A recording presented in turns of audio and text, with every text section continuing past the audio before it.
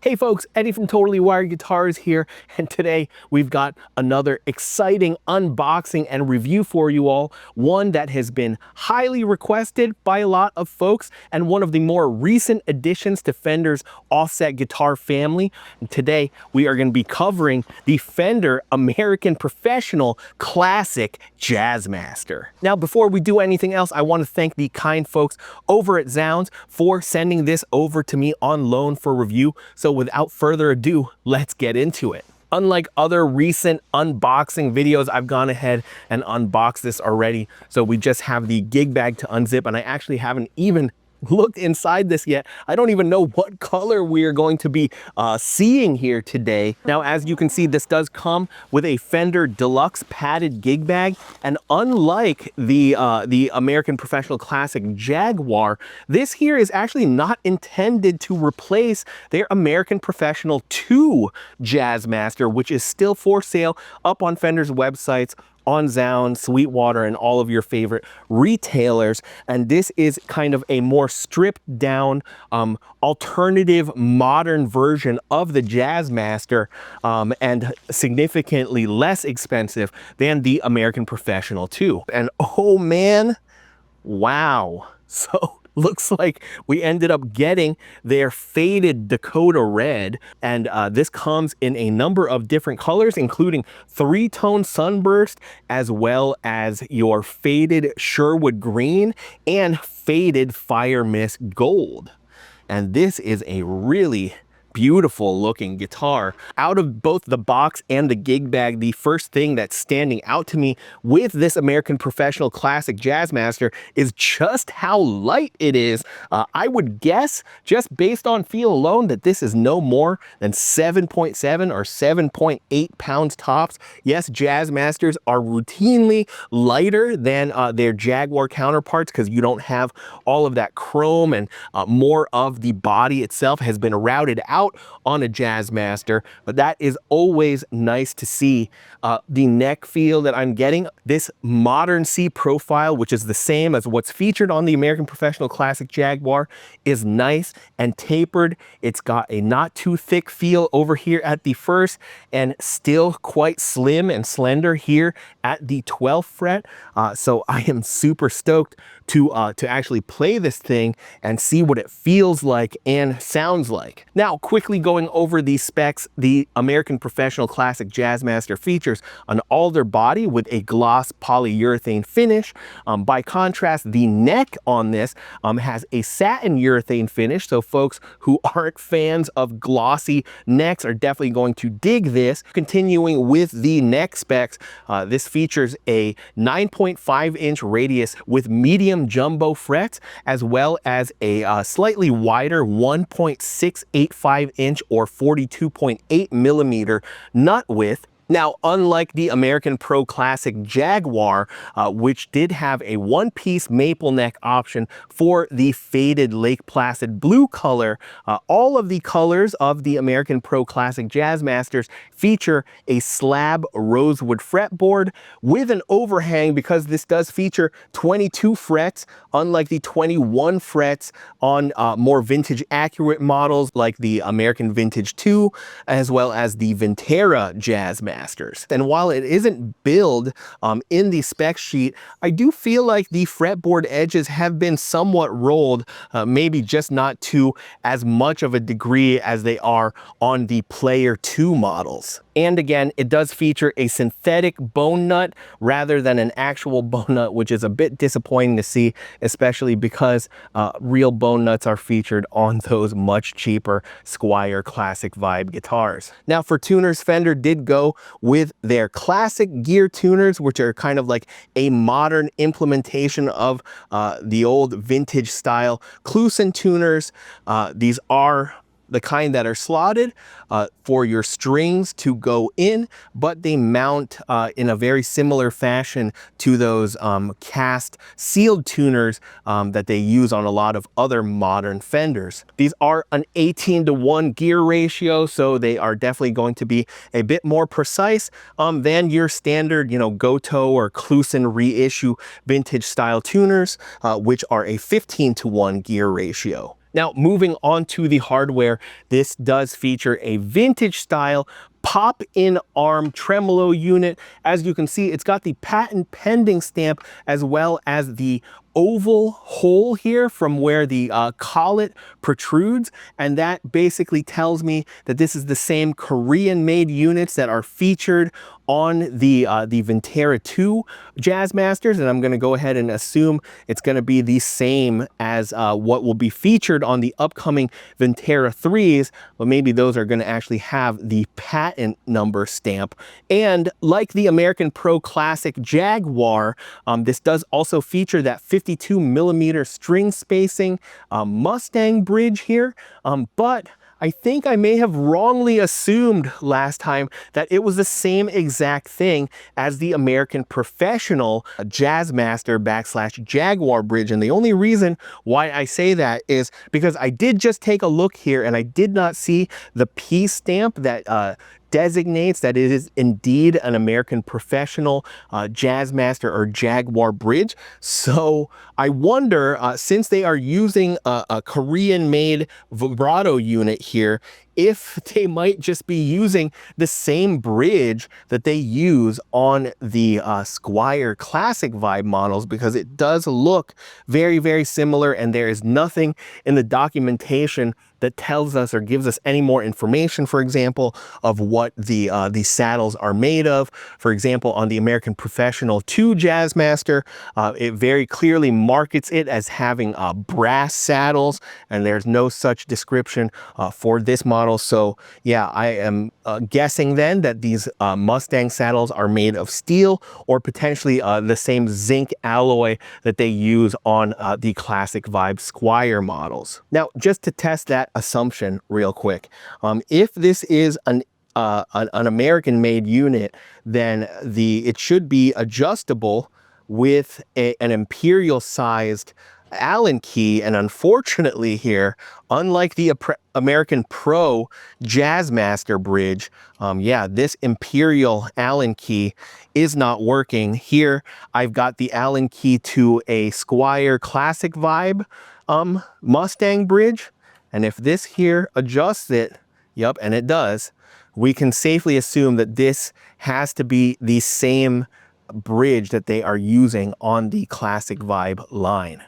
Which, yeah, is a disappointing finding, but as I've said in many of my Classic Vibe reviews, those Classic Vibe bridges are actually pretty good, and the only kind of modification or attention that you need to give to them usually is to maybe add a little bit of Loctite to the bridge height adjustment grubs or set screws to keep them from sinking. But I didn't have any issues when doing the demo from the American Pro Classic Jaguar. So yeah, despite the vibrato unit and the bridge technically being downgrades, in actual practice, it's not that huge of a difference. And so this too would not be something that I would be running out to swap or upgrade right away. Now, we do have some fairly significant changes as we move to the electronics here.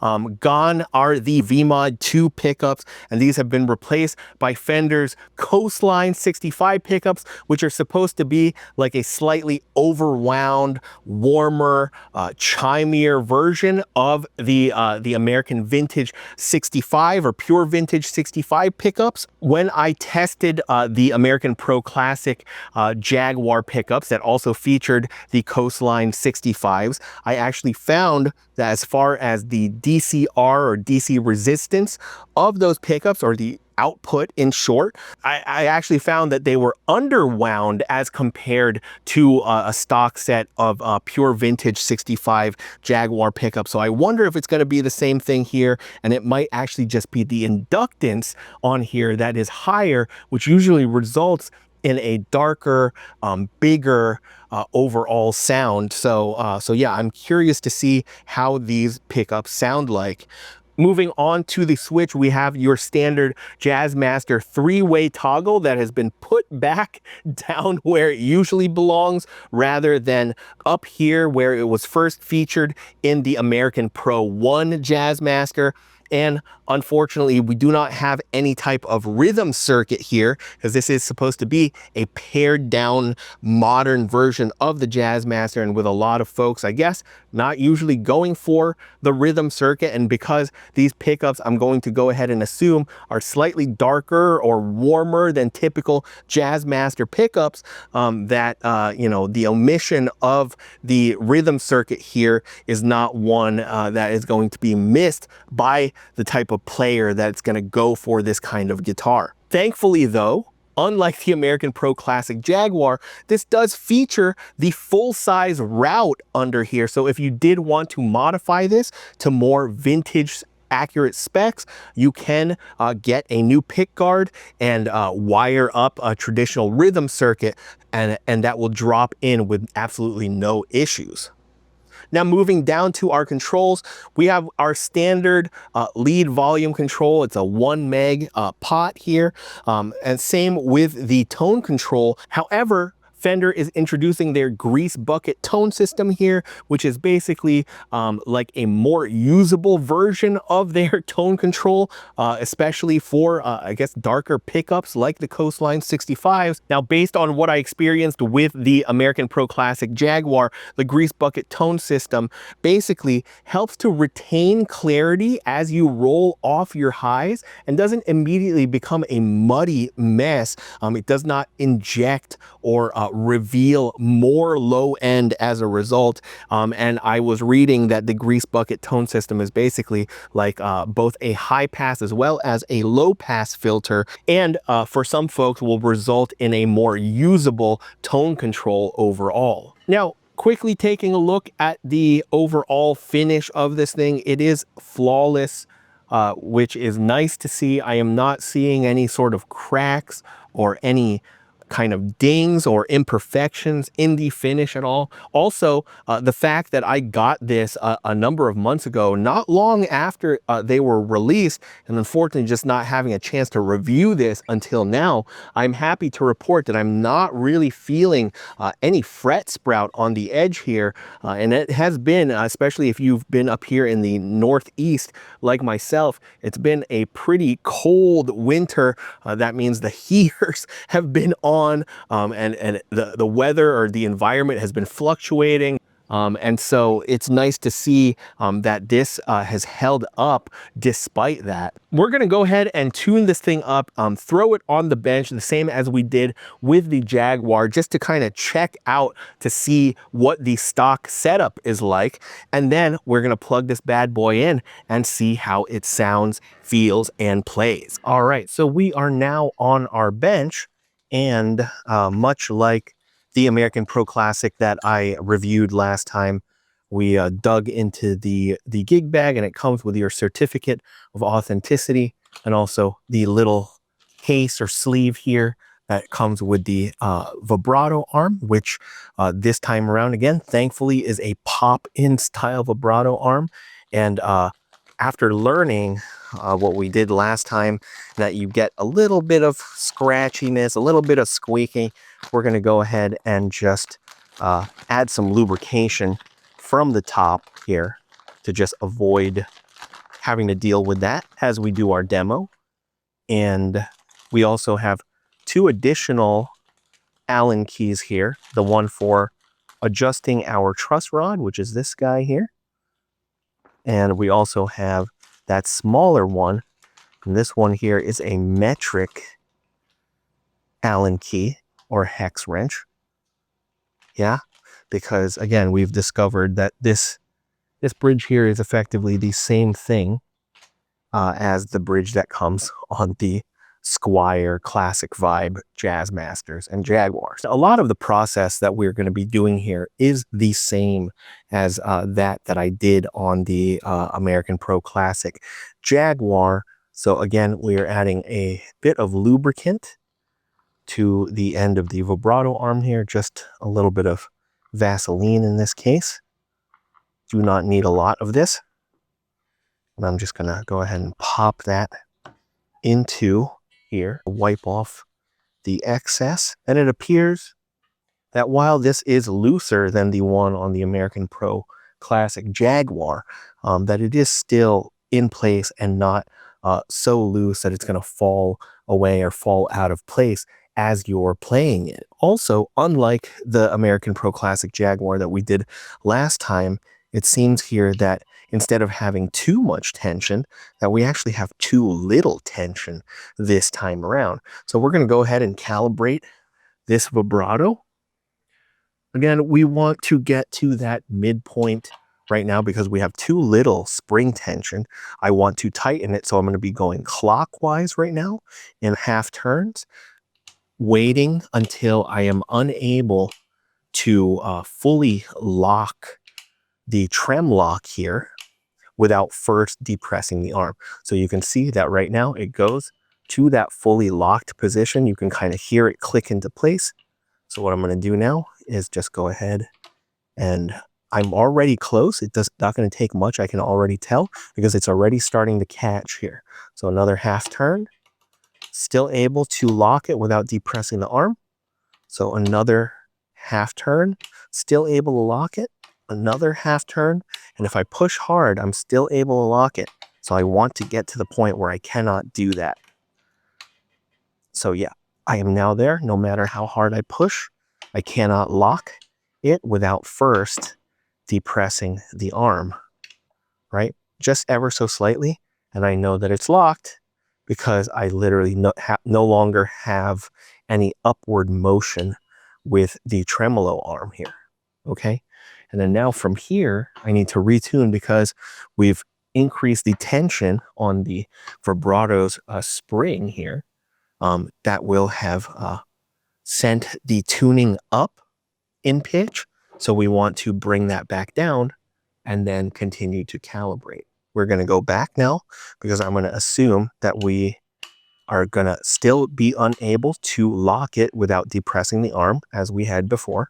So we are going to now move down in half turns counterclockwise until we find the point where we are able to lock it again without depressing the arm. So half turn, unable to lock it, and then another half turn, and I am able to lock it here. So I really just have to turn one more half turn because we were so close before, and now I'm unable to lock it, and that is where I'm going to leave it. That is the midpoint I'm talking about when you are calibrating the vibrato or the tremolo, where basically you want to have it be right in between so that a half turn counterclockwise will give you the ability to engage that lock fully without first depressing the arm. And once you find that point, you will bring it back again, one half turn then clockwise so that you cannot engage that lock. Okay? And that's how I know it's calibrated perfectly to the 10 to 46 gauge strings that this guitar came stock with. Now, while I was tuning, I did notice that the action felt higher than I personally would like. If I were to guess, this is definitely sitting way above the 2 millimeters. That's still considered low action at the 12th fret on both the low E as well as the high E strings. And also, I was noticing, if you take a look here, that the bridge here in this case is definitely sitting a lot higher than I personally would want it to be. That looks to be about 4.5 to 5 millimeters. I like it to typically sit around 2.5 to 3 millimeters. And that also informs me that the neck pocket on this guitar is definitely angled from the factory. If I were to guess, it's probably at least 1 degree based on how high that bridge is. But again, it seems like we do have room to dial that down. But before I come to the conclusion that the bridge is the only culprit behind this high feeling action, I do want to check my neck relief here. Last time we had done the manual method of checking neck relief. This time I'm actually going to use my StewMac relief gauge. I unfortunately am not sponsored by StewMac, so me using this is more out of convenience for me to see how much relief we've got on our neck right now. And this is telling me that we have less than the 10 thousandths of an inch relief where Fender usually recommends that. And so that means that it's not because we have too much relief on the neck right now. So we're not going to have to make any kind of truss rod adjustments here. And in fact, we are just going to go ahead and lower our bridge a bit until it just feels a bit more comfortable. And as I am lowering this, this is really funny. This is a really funny finding because, and I don't know if this is just an F up or what, but the Allen key that they sent me for this is the Allen key for the American Professional bridge, but the bridge that's on this, as I said, is one of those Squier Classic vibe ones. So the Imperial Allen key that they gave me doesn't actually work. Now, thankfully, I have a million Squier Allen keys here. So that's the one that we're going to use to actually adjust this. And I went about 1.5 full turns. Ideally, I'm going to bring this down to about 2 millimeters or 7/64 at the 12th fret here. And we're just going to go ahead and check and continue to adjust until we get to that point. So we are right about there, about 2 millimeters on that side. I'm going to bring it down to probably like 1.75 millimeters. Same setup that we had on the American Pro Classic Jaguar, because that just felt really, really nice. And so we are able to go down quite a bit more on our bridge here because it was set really high from the factory. Maybe bring it up just the tiniest bit more because we are more like 1.5 millimeters right now at the 12th fret. And that should bring us closer to that 1.75 millimeters. There we go. All right, so we are going to retune.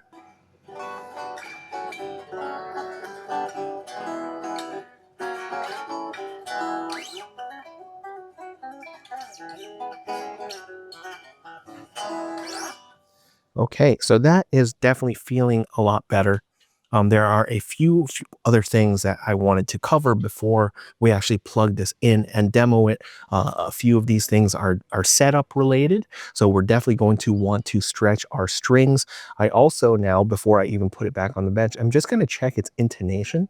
And from the factory, it does appear to be intonated fairly decently. So all that's left now is for us to stretch the strings. Okay, and we're also going to then check like what our nut slots are like. The frets on this look to be in good shape. I'm not getting any kind of scratchiness here. They look to be crowned and polished very, very nicely. So we're just going to go ahead and quickly stretch the strings now. And I'm actually not going to include this whole process in this video because I've covered it in many videos before. You basically just, if you've never stretched your strings before, you're pulling up high enough to get your fingers underneath the string all the way up to the nut.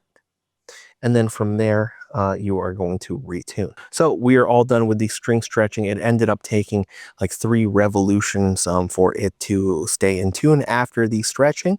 And so now we are just going to quickly lubricate our nut slots and then also check to see what the depth of the nut slots are here, just to make sure that none of them are too deep. I am not getting any buzzing on the open strings. So if it was like it was on the American Pro Classic Jaguar, then I will guess that these most likely have been conservatively slotted, giving us room to adjust if needed.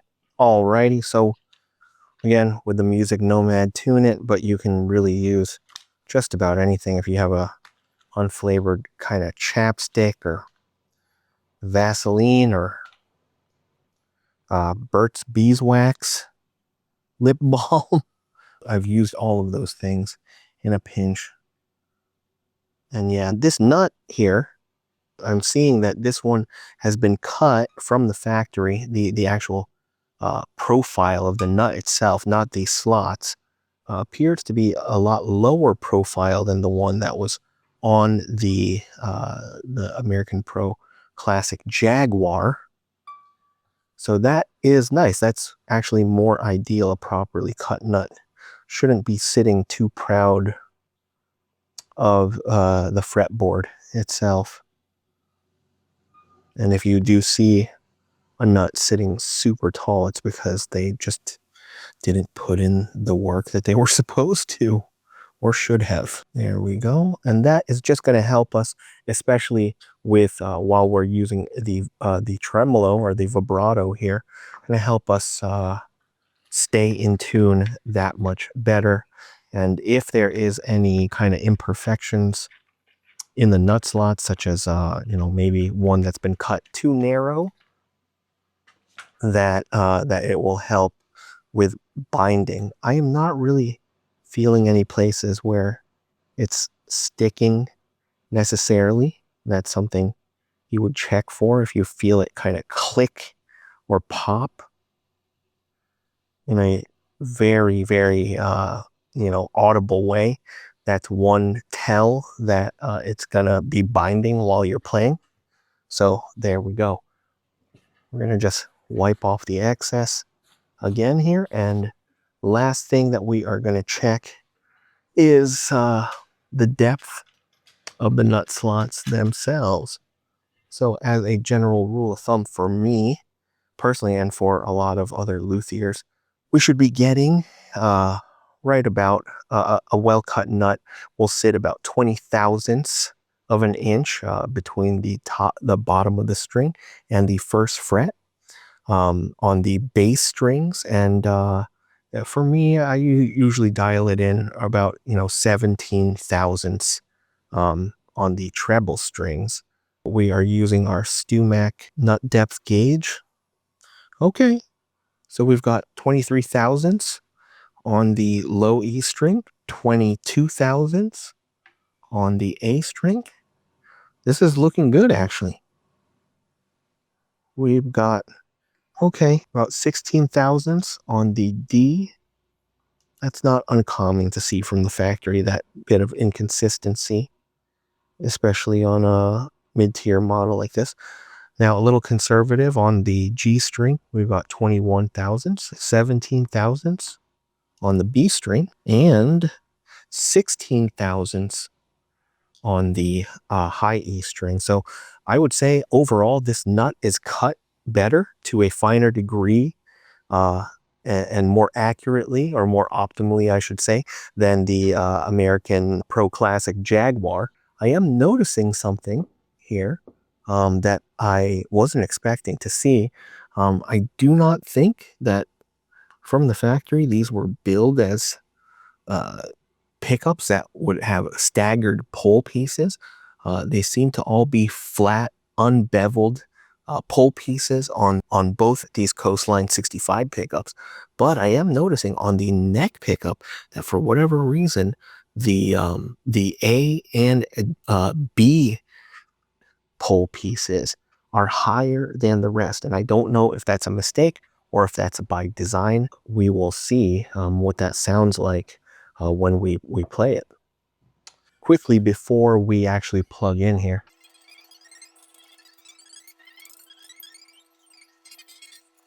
so after a quick test for fret buzz, I'm happy to report that I'm not getting any fret buzz at all. So that tells me that these frets here on this fretboard are mostly level, which is nice. And we do have it set to pretty low action. So yeah, let's go ahead and plug in and see how this sounds. All right, so now we are plugged into our trusty old Princeton Reverb reissue. The pickups appear to be set up in a balanced way. Let's just give it a very, very quick test on our bridge pickup first.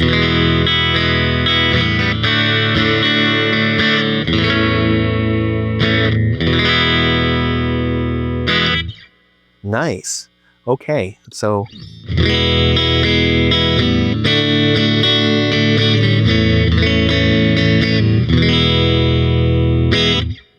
and then our neck pickup.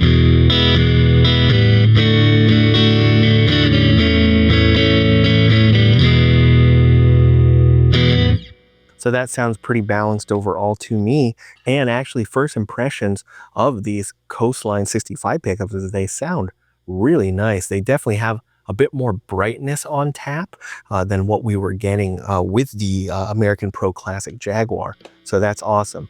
We're going to start now with our bridge pickup. We've got the volume and tone all the way up.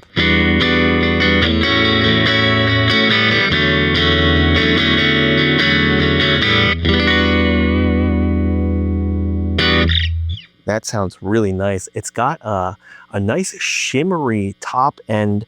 Fender on their description were calling these chimier, a bit overwound, and they certainly do sound that way to me, especially as compared to the pure vintage 65s, which sometimes can sound a bit sterile to my ears. And these sound like they have a bit more color, a bit more texture and grit to them. And I really, really like that. So now we are in our middle position, both pickups in parallel.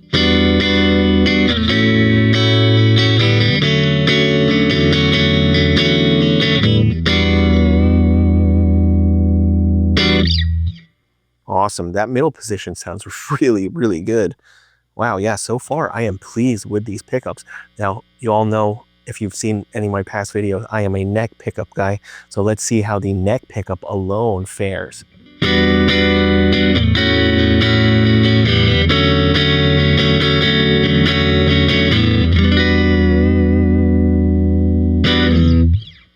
Yeah, that sounds really, really good, actually. I am definitely a fan of these Coastline 65 pickups. Let's go ahead and try now with our Greasebucket tone system on this, especially to see how it compares to what we experienced with the American Pro Classic Jaguar. So this is it at 100%.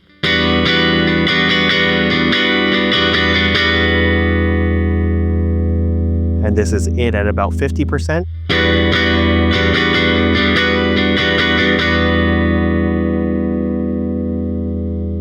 It's subtle even at 50%, right? But you can hear some of that top end, the treble being knocked down a bit, but we still got a lot of clarity. We're now down to about 40% here.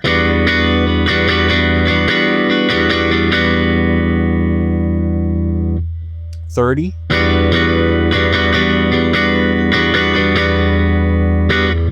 At 20% now.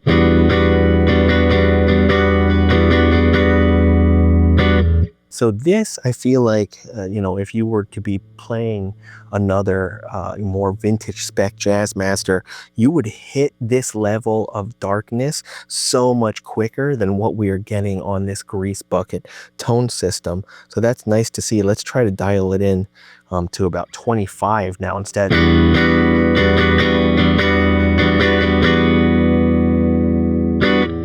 And yeah, you still hear some clarity there. It's not just pure mud. So that is awesome. And then at 30, even at 30, this is...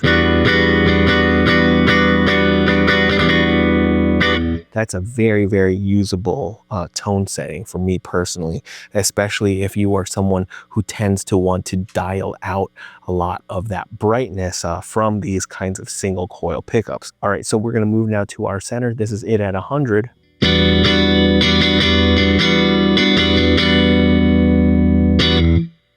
And then down to about 50.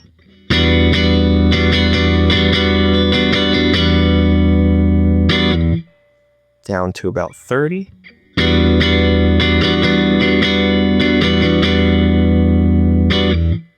$25.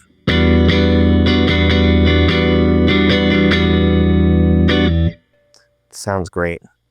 Yeah, very, very usable. I'm definitely going to look into what combination of capacitors and or resistors that they are using to implement this Greasebucket tone system, because it definitely sounds like something I would love to do on my other Jazzmasters. Now, neck pickup by itself, this is 100.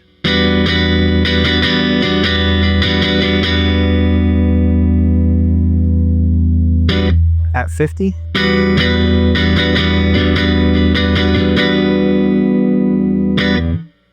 At about 30.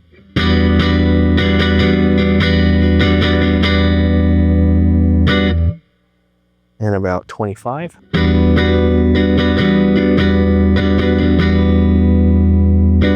And that somewhere between 25 and 30 is right about a good approximation, I would say, to what a traditional rhythm circuit engaged would sound like.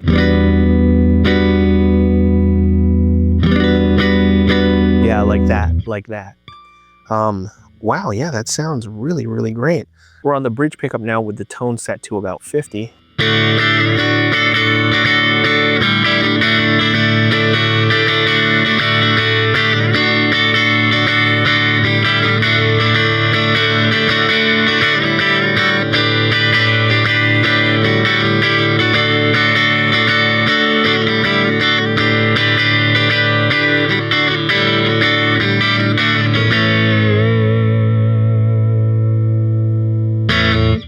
Sweet. Yeah, these pickups definitely have a decidedly vintage flavor. They actually sound to my ears like my favorite kinds of mid-60s, like actual vintage mid-60s Jazzmaster pickups. They've got a glassy kind of quality, definitely a chime, so I think Fender's marketing got that on point. And yeah, they definitely do sound like they've got a bit more output on tap here than your pure vintage 65 pickups, which are usually wound about, I believe, 6.5K or so. And these sound to be at least about 7. So I'd be curious, we're going to check to see what kind of DC resistance we are getting on these pickups to see how they compare to at least the pure vintage 65s on paper. All right, so we have turned the Princeton reverb up a bit, turned the reverb up a tiny bit as well to up the vibes here, and want to hear kind of what this guitar sounds like with the tubes cooking a bit. So we're on the neck pickup by itself now.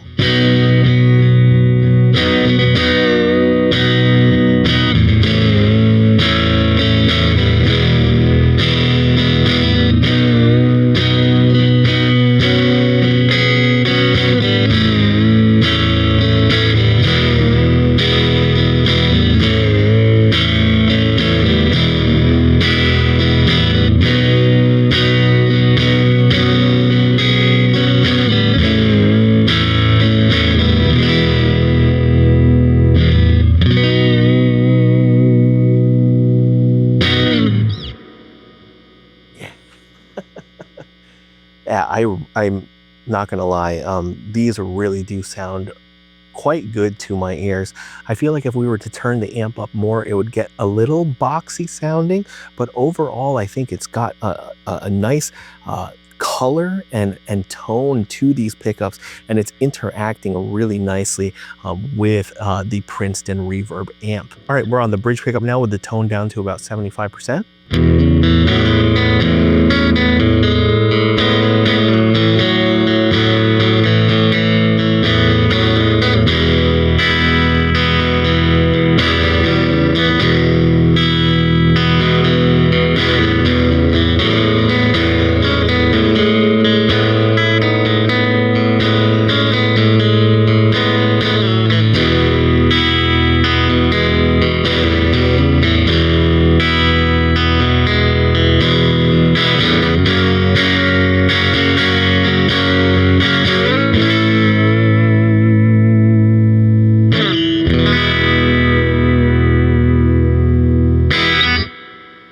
And then lastly, our middle position with the tone knob set to about 6.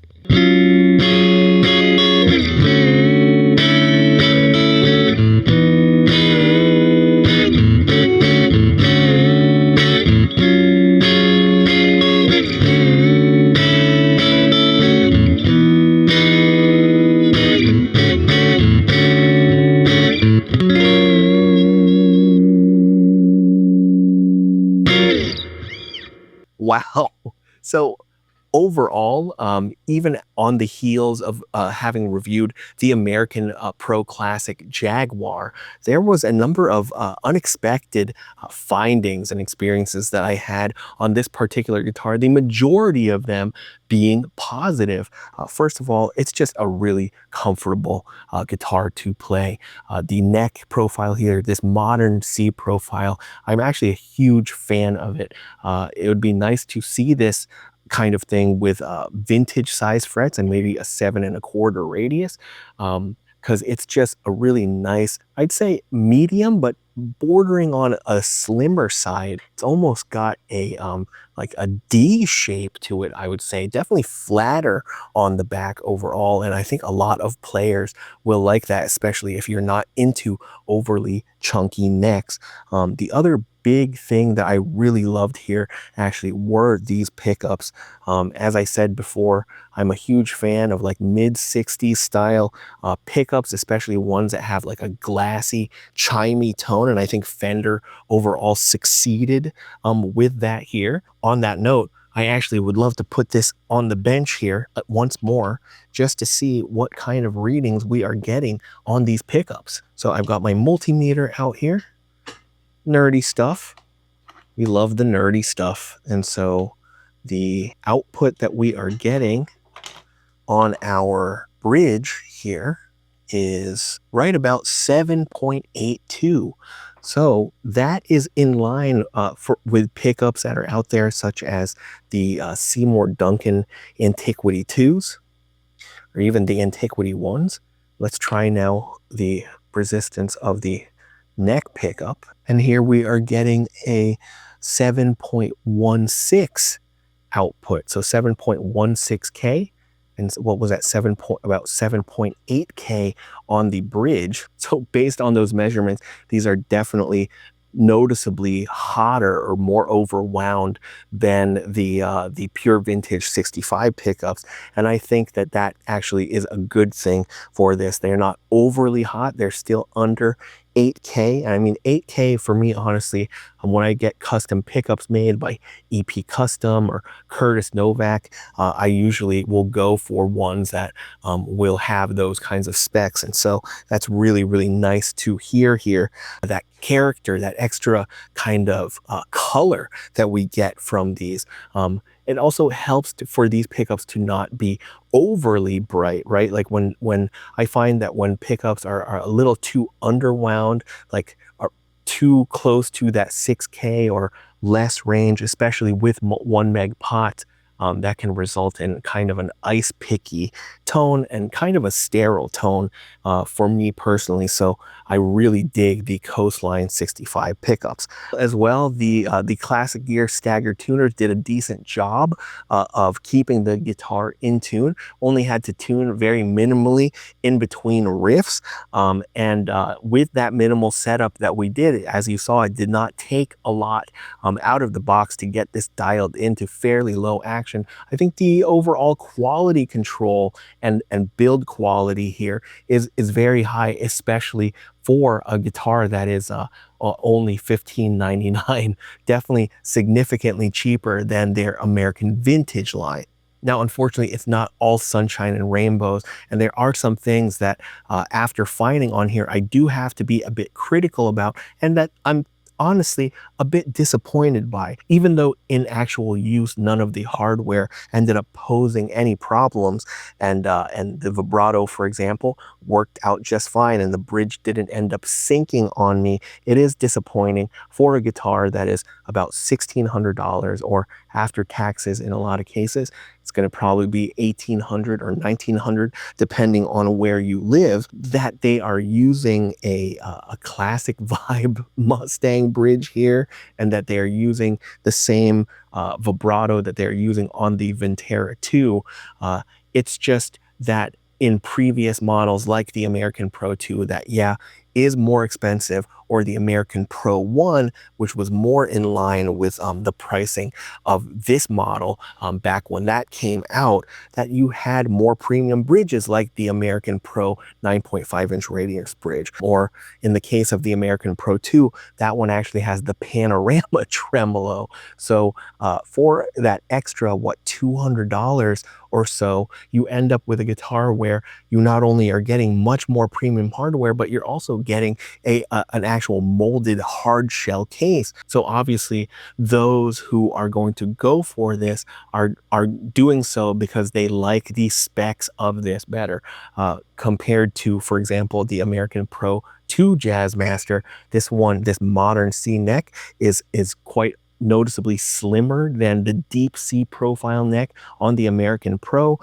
Maybe you don't care for having any kind of rhythm circuit, despite the fact that that one has a lot more bells and whistles, such as like a series type of rhythm circuit, or that kind of modern and vintage voicing that they have with the push-pull pot on the American Pro 2. If you don't care about all of those things, and you just care about the look and feel and also sound, I definitely like these Coastline 65 pickups way more than the V-Mod pickups or the V-Mod 2 pickups that come in the American Pro 2 Jazzmaster. I also like the fact that they did not change up the way the carve of the heel of the neck is over here.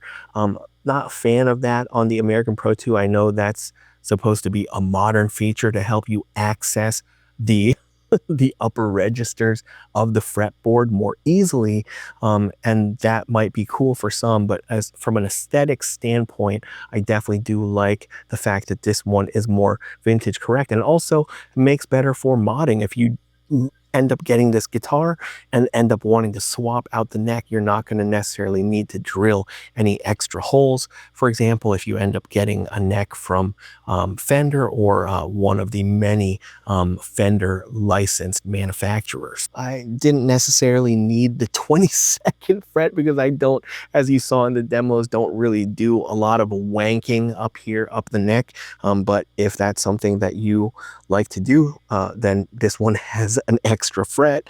But aside from that, yeah, solid electronics, solid pickups, solid construction, easy to set up, very minimal setup out the box. There's a lot to love overall with this guitar. My overall experience here has been very positive, and I highly recommend this Jazzmaster. Anyway, I think that's going to do it for this video. I hope you found it enjoyable as well as informative, especially if you've been curious about the American Pro Classic Jazzmaster. Now, if you're interested in this model, I highly suggest picking it up through the affiliate link down in the description of this video from our friends over at Sounds. Hands down, Sounds is my favorite retailer. They are my go-to for getting the music gear that I want and need, and especially if I want to split them up into 6 or 12 interest-free payments. They make it so easy for you. The application is a breeze. There is no background check, there's no credit check, they don't even need your social security number.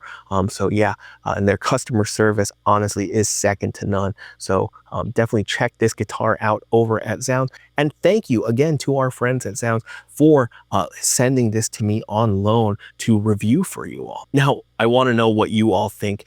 Have any of you out there had a chance to play the American Pro Classic Jazzmaster? Do any of you out there own them?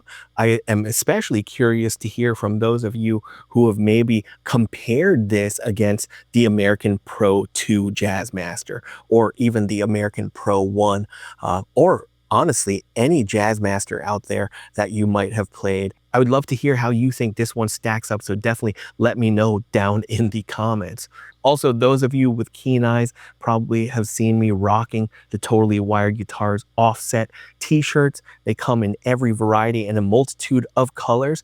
Your Jazzmaster, your Jaguar, your Mustang, as well as Basics. And I'm thinking of making a couple more, maybe some of the legendary rare offsets that are very hard to find in the wild. But if you like what I do on this channel and want to support, that is one fun way for you to rock and rep your favorite offset. And as always, if you haven't already, please hit that like and subscribe button, as well as the notification bell to be notified of new videos as soon as they drop. And don't forget to follow Totally Wired Guitars for more offset guitars buying tips.